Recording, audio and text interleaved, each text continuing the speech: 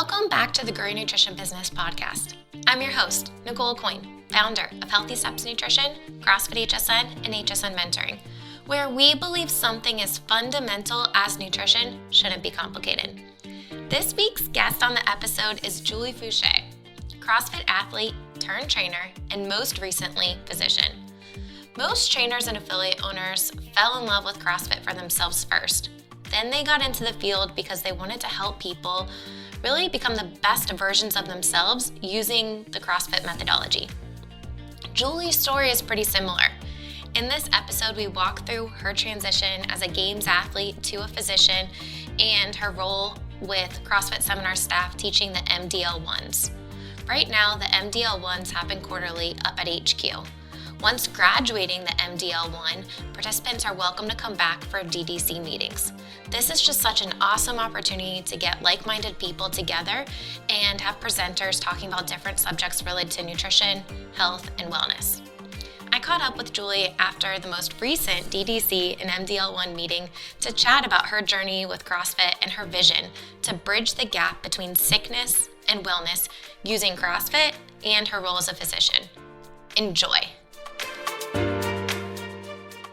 Welcome back to the Grow Your Nutrition Business podcast. Today we have Julie Fouché on. Julie, thank you for coming on the podcast. Thank you for having me. I'm very excited. I'm super excited to chat with you. Your journey, obviously, in CrossFit as an athlete first and now transitioning to helping so many people with the MDL1s. I mean, let's backtrack a little bit. How did you get into CrossFit to start with? So actually a cool story because I found out about CrossFit and met my husband all at the same time. So it was like a whole life change in one moment. Wow. So I was in college. I was in my sophomore year of college, living in the dorms, and I had done sports in high school, but I didn't really do anything formal in college, and I was kind of feeling lost. So I would go, to the gym and do a boot camp class, or I would go on the elliptical or, take my notes and try to study while I was doing the Stairmaster like everybody else. And I knew it wasn't what I really wanted to be doing, but I didn't really know what to do. And so in my sophomore year, I was living in the dorms. We were in just a mutual friend's dorm room down the hallway watching Grey's Anatomy. And Perfect. Danny, he was an RA in that dorm actually, and he goes on the computer and pulls up CrossFit.com because he was checking the workout for the next day. And he had been doing it just in our school rec center on his own. Okay. And I was immediately really interested. And I'm like, what is that? I really want to do it. And so I remember going back to my room and telling my roommate, like, number one, this guy is really cool. But number two, I think I want to do CrossFit. So it wasn't that long that after that we started dating, and then we joined our local CrossFit affiliate in Ann Arbor. Awesome. So at that time, were you also in a track for pre-med?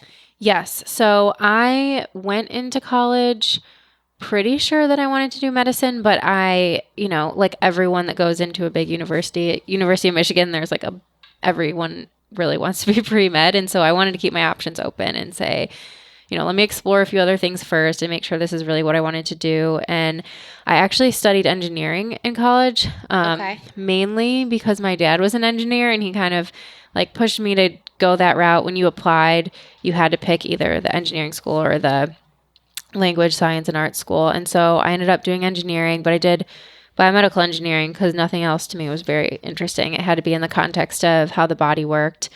And I loved it as a major, explored some different possibilities with research or with industry, but at the end of the day, it really came down to wanting to work directly with patients. And Absolutely. So it was a pretty quick decision. I said I was keeping my options open, but I think I always kind of knew I wanted to go to med school. Awesome. So you started CrossFit.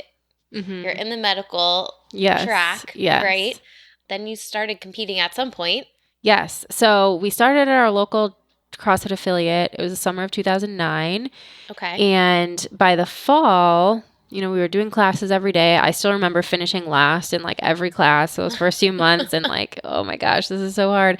And then in the fall, Danny, my husband, and a couple of his friends from the gym were like, we want to try and train for a local competition. So our coach was going to give them some extra programming. So I'm like, okay, I might as well do this too. And we did it together. It was a lot of fun. It kind of became like our quote unquote college sport. And we did a few local competitions, and every step of the way, I just surprised myself. Like that first year, it was just amazing. I mean, for anyone, the first year that you do CrossFit, it's like the honeymoon period where every day is a PR and yeah, you're improving so much so quickly.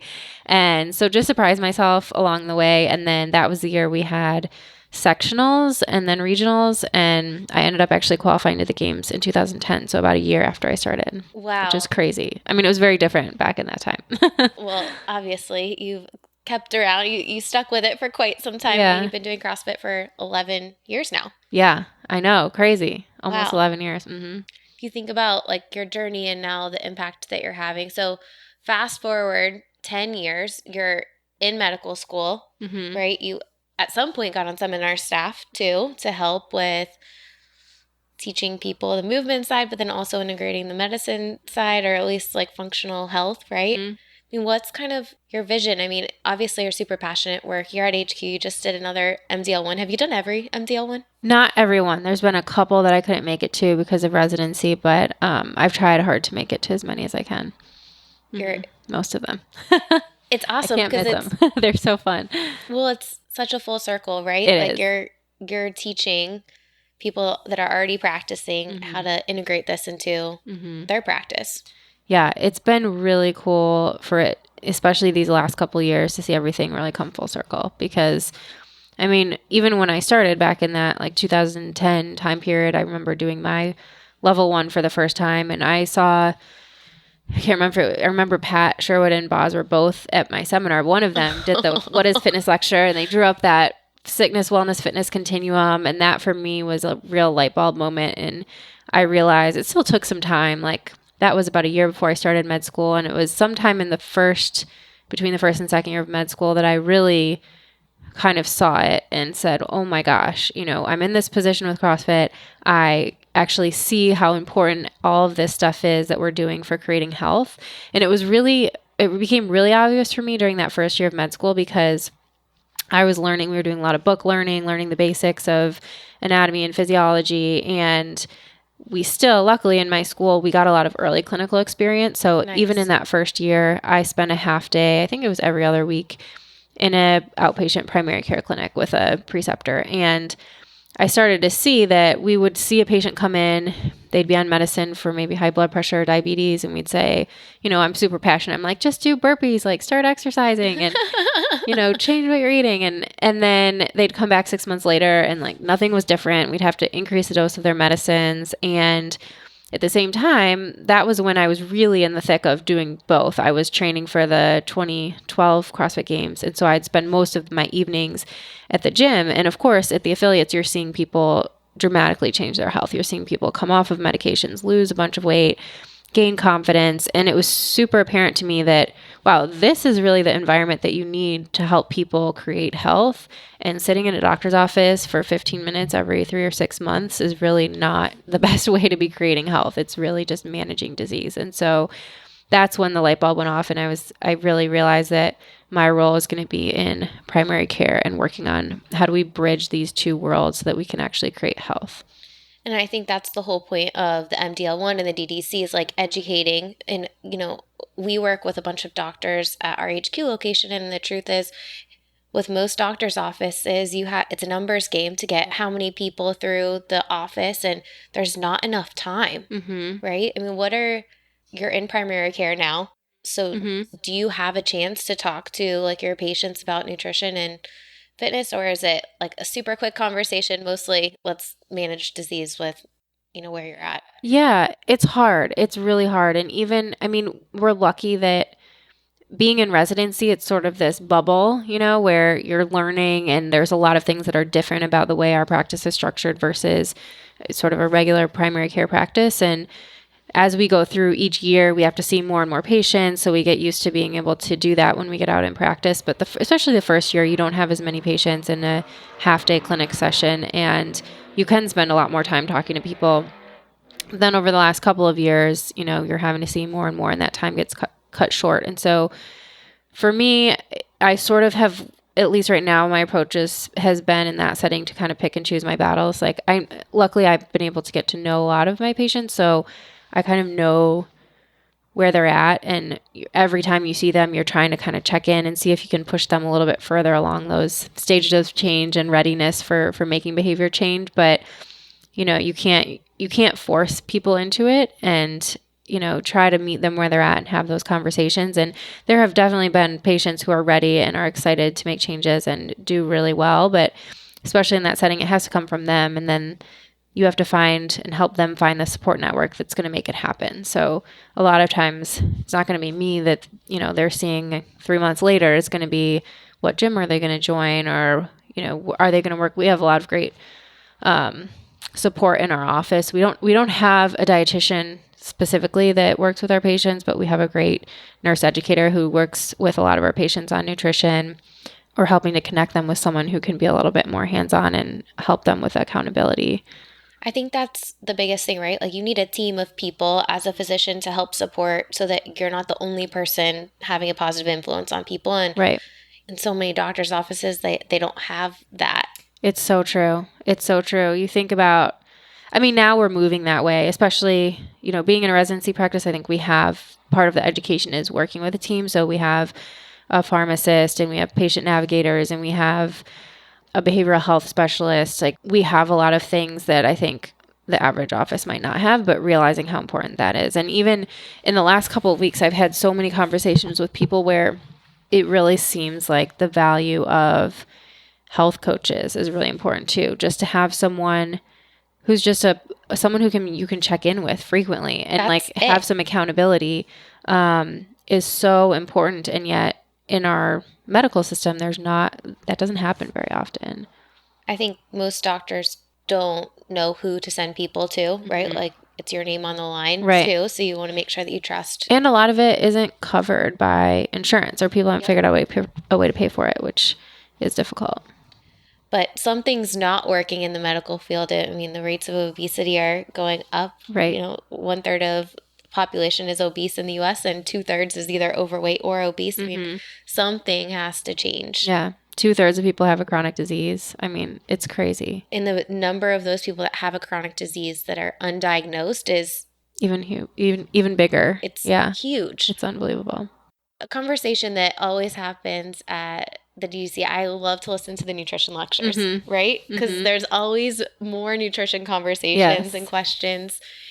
What would you say is, a constant conversation at the MDL1s regarding nutrition? It's a different conversation than your normal mm-hmm.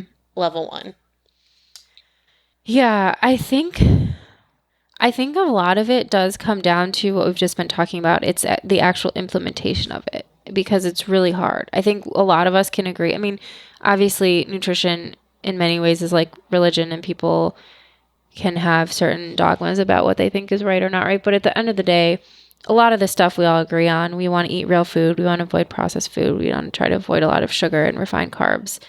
Some of the details, you want to eat, lots of fruits and vegetables. Some of the details people can argue about, but the hardest part is, how do you help people implement that into their day-to-day life? Like, and most people that you walk into, it's true. I've met a lot of patients who don't know that, or don't understand the magnitude of the importance of that on their health. But most people know what's a generally healthy way to eat and not healthy way to eat. Aside from those details, it's just, how do we implement it in our lives, and how do we protect ourselves against human nature and the fact that we're surrounded by these temptations all the time. And misinformation. Mm-hmm. The amount of, we just watched Game Changers. Yes. Yesterday. I know. I'm so jealous that you guys, I can't wait to watch some of the video critiques, because I love being in the seminars, but I also wish sometimes I could hear what's going on in the other room. It was, a great counter argument for the movie. And mm-hmm. the truth is, people watch movies like that, or read something, it's one-sided, and then they think, I need to do that. And they go from 0 to 1,000 mm-hmm. overnight, and then they cannot sustain that. Right. And at the end of the day, if you have support and accountability, it helps people see really great results. You're about to graduate. Mm-hmm.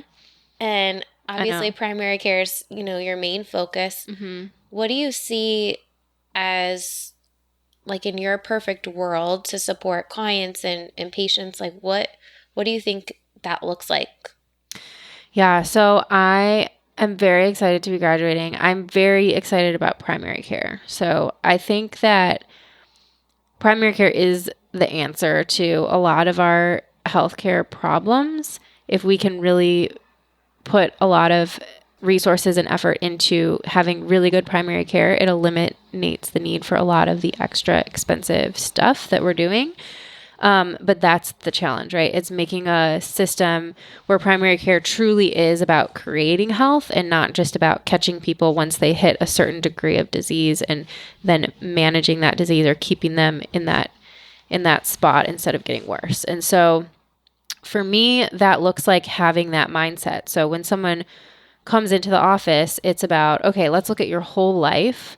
Family medicine I love because it really does look at the whole person. It's not just about what's the disease or what's the symptoms. It's like what's going on in this person's life, and helping to figure out what this person's goals are and how can we maximize their health? How can we improve their health? And if we start asking that question for our patients, then I think we're going to start pushing ourselves to help them adopt healthier habits and work towards health instead of waiting around until disease happens.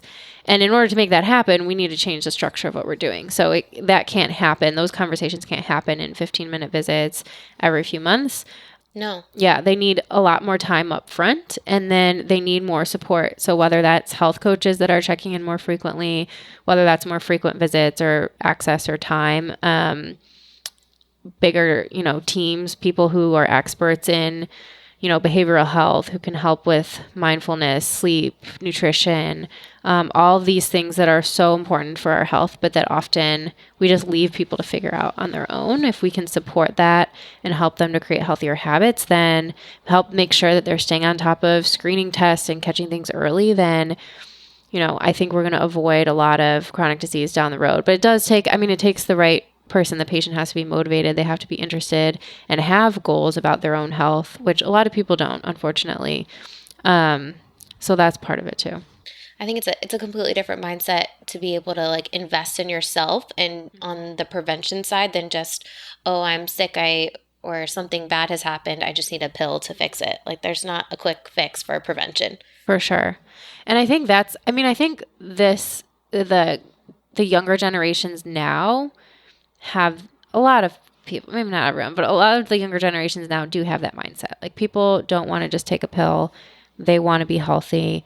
They want to have healthy behaviors, but they don't trust the medical system to help them with that. And I don't blame them because the medical system has not traditionally been very good at that at all. And so younger generations, I think, they don't trust the medical system and they're using it just when they need it for urgent concerns.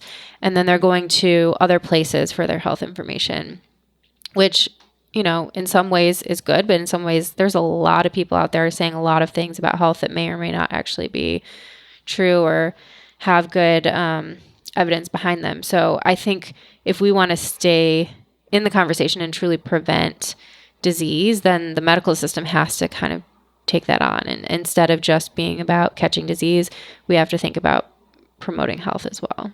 Going back to that wellness continuum. Right? Yes, like where are we at? And you're obviously really embedded into the CrossFit community, and those people are super health conscious. Mm-hmm. So all ages, right? Yes. We downstairs, there's 70-year-olds working out right now. I know. It's so cool. It's so cool. But it's a different, you're right. It's a different mindset. Mm-hmm. Right. And a lot of times it's hard because, I can't remember where I heard this the other day about someone saying, oh, our medical system is so broken. It's so broken. But really our medical system isn't broken. It's doing exactly what it was designed to do, which is to help people that are sick. Yeah. Help people that are sick and to like make money for certain interests.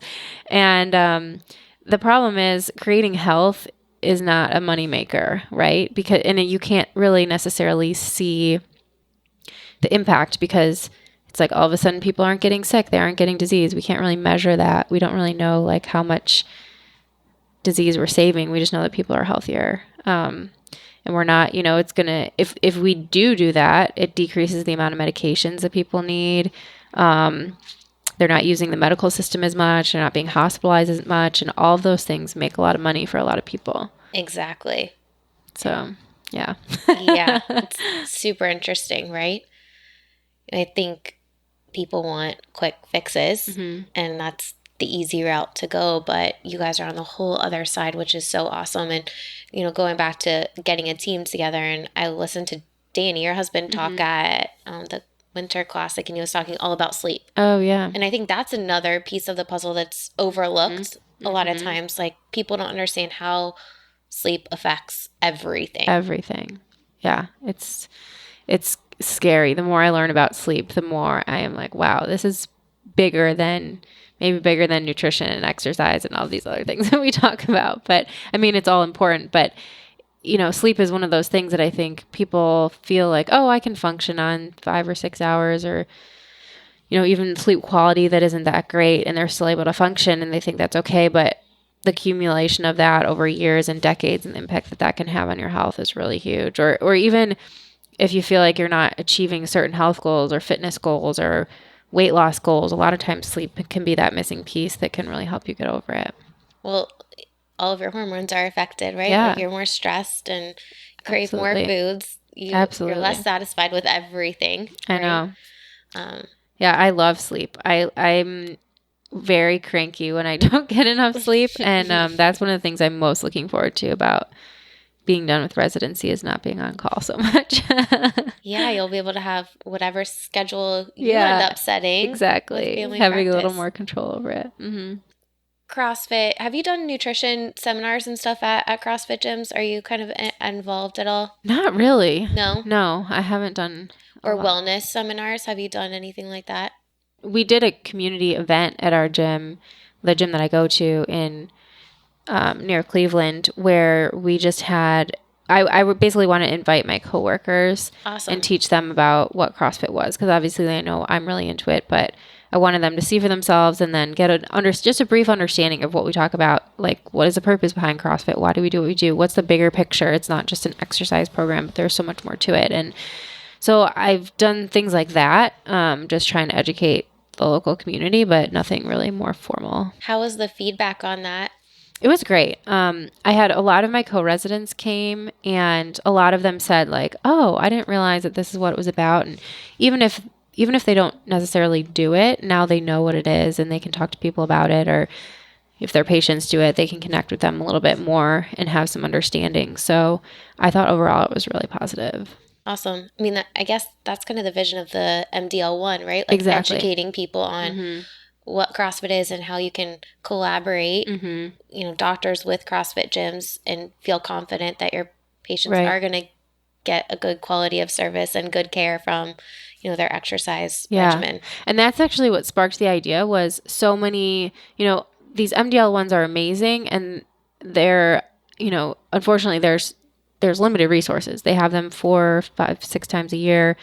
There's a really long wait list only for right now for MD or DOs.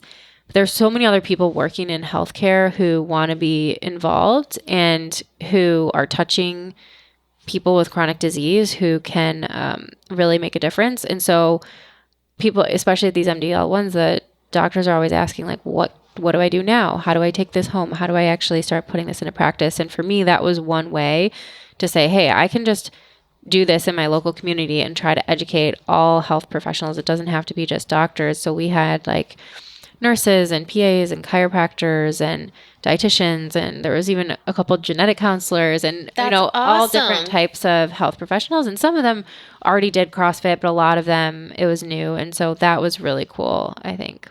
Well, it's bringing together like-minded people that are all in the business of helping. And if you're talking to nurses, they're spending quite a bit more time with clients than a doctor in most cases. So much more time, yes. So I think they would be great people to connect with, right? Because then they can share the knowledge and encourage someone to go to their local affiliate.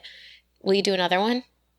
We talked about doing another one maybe in the spring. I would love to continue doing that. I think it's the, the great thing about CrossFit is that it builds community, and each person who is a member of that gym or that community brings something unique. And so the more we can all sort of bring our unique talents to benefit the community, the better. And I think for me, just being in the position I'm in, that was something that I felt like I could do to educate other people in my community. But there's so many things that we can all do. Absolutely. I think I've never been to the wrap up of the MDL one, Yeah. but I assume that's what you guys talk about, like next steps. Yeah. What do we do now? There's no clear path, and nobody really knows. Greg doesn't know. He wants us to figure it out. Well, I think we all are taking one step in the right direction, and you being able to talk to other people and they're all taking one step in the right direction. It just makes the process go a lot faster. Exactly. Right? I mean, you could do so many things, like even a webinar on that. Sure. Yeah. I mean, there's so many ideas. Maybe after residency. Yeah. There's literally infinite ideas of things that we would love to do. But yeah, it's true. I'm excited for you guys, you and Danny. I think, you both are, he's in family practice as well, right? Yeah. So he graduated 2 years ahead of me. So he's about a year and a half out. And so both in family medicine, he's right now doing primarily telemedicine. But we're excited for sort of the next chapter after I'm done. Patiently waiting. Yes. So having a team of people, and, for people that are listening to this, and this is a question that I get asked often with all the gyms running HSN, like how do you connect with doctors to, for gym owners that are watching this, like how do you approach? Yeah. Well, I think the best place to start is just with the doctors in your gym. So, I mean, most gyms have at least a few. And then I think there are opportunities probably to go out into the community. I mean, it's easier if you have one connection, even if it's not a doctor, if it's someone who works in a healthcare setting that can set you up to say, hey, can you come speak for our office? Or can you host an event and do a demonstration workout where people can try sort of a beginner introductory workout. I think those are the places to start, because once you get your foot in the door, and I think the best way really is to show people, like you can talk to people, we all know you can talk to people about what CrossFit is, but until you try it or you experience the community or you see what it's like in the gym, it's hard to really put into words. So I think trying to do community events like that can be really effective. But you can't force it either. You have to, a lot of times what it takes is for people to eventually try it and then drink the Kool-Aid and get on board themselves. And so just providing more people more opportunities to do that, to get their foot in the door, get their feet wet and try it.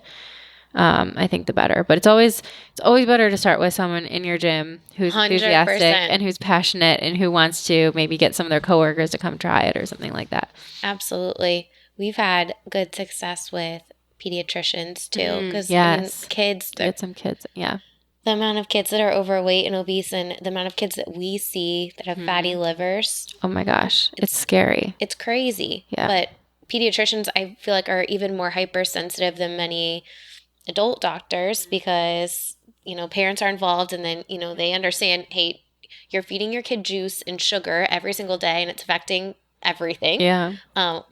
Get some help. But and there's not great opportunities out there for kids to have like a full-on life intervention, because for a lot of them that's what they need. And I know health systems struggle. They try to create programs and to do things, at least in the health system I'm at, it's not very successful overall, because it's hard to do, and it's hard to get the buy-in from parents, and it's hard to make that big of a change. And so, I mean, if you have a program that you can get the whole family involved or get everyone started at the CrossFit gym, I mean, that's ideal. That's it, right? Because, parents will call us saying, I need you to help my kid. I'm like, no, I need to help you. Right. Because you're the one that's going through the drive-thru and going and picking up donuts every day. Right. It has to be a whole family affair. Absolutely. Hence family medicine, yes, too. Exactly. All the things. That's why I love family medicine. Yeah.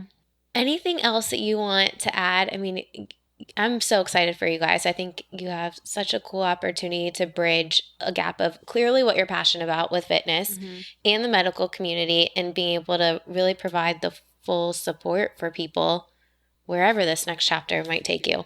Yeah, we're really excited. And it's amazing just to think about how lucky we are to be in the position we're in and to have the opportunities that we've had. Just all the way through competing in CrossFit and going through medical school and having some of the amazing opportunities we've had there. And now for it to come full circle. I mean, even the opportunity to coach on seminar staff and then for this MDL1 to start and be able to be involved in that way, it's been really lucky. And so we're excited. I'm excited finally to be transitioning from my training into actually practicing and really seeing where that takes us. So it's an exciting time. Well, I'm super pumped, and we'll obviously stay in touch. Yes. Yeah, if there's anything that I can do to help you guys, I'm obviously super happy to do it.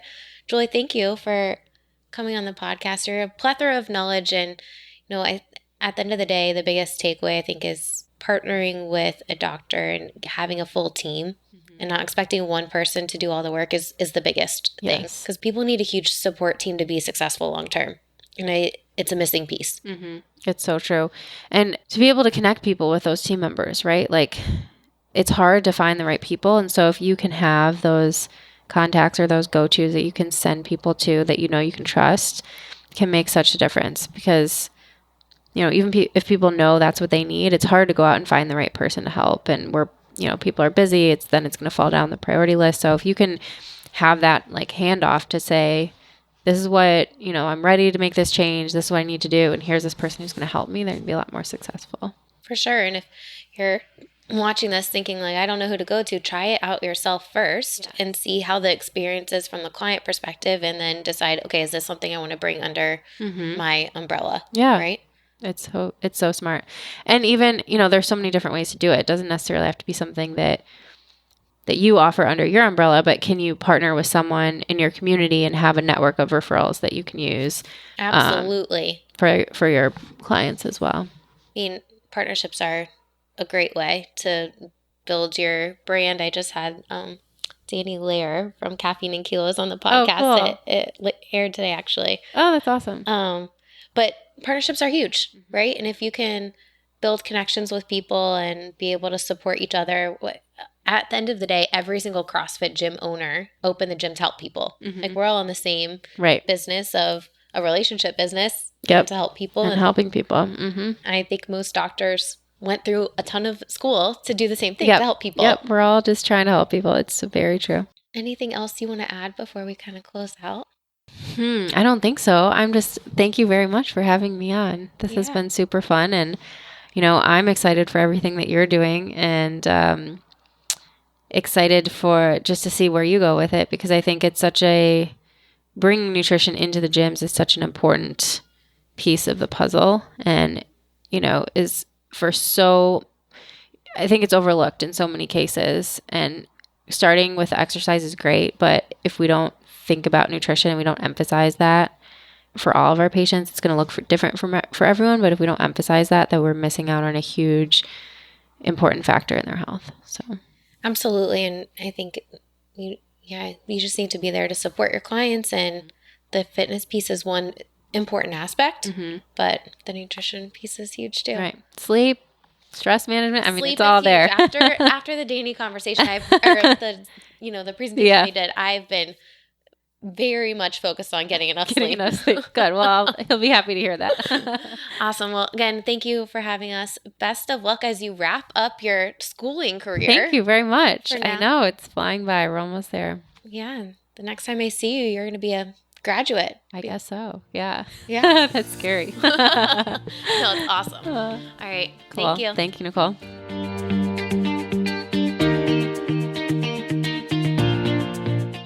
Julie and her husband Danny are the ultimate power couple. I cannot wait to see what they do over the next few years to help people take control of their health. Partnering with a physician doesn't have to be difficult. Start within your local community. Do you have any doctors that work out at your facility? That's exactly what Heather, a nutrition coach at Madmere CrossFit, did. The doctor actually writes on the scripts Madmere Healthy Steps Nutrition for a patient to receive nutrition coaching. We need more doctors to guide clients for professional help, because they don't have the time to provide their clients with the support they need to truly make a lifestyle change. If you are looking to provide professional nutrition coaching services to your clients, we want to help.